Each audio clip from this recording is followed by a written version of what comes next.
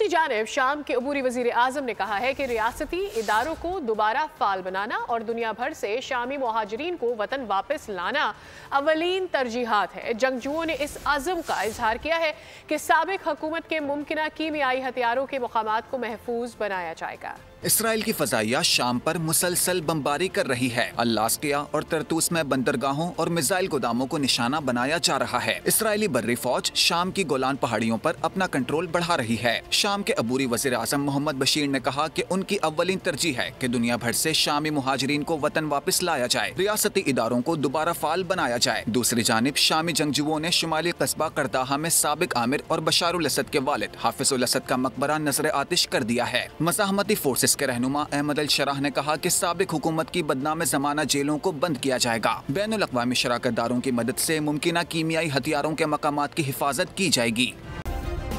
Subscribe करें और bell दबाएं ताकि कोई खबर रह न जाए।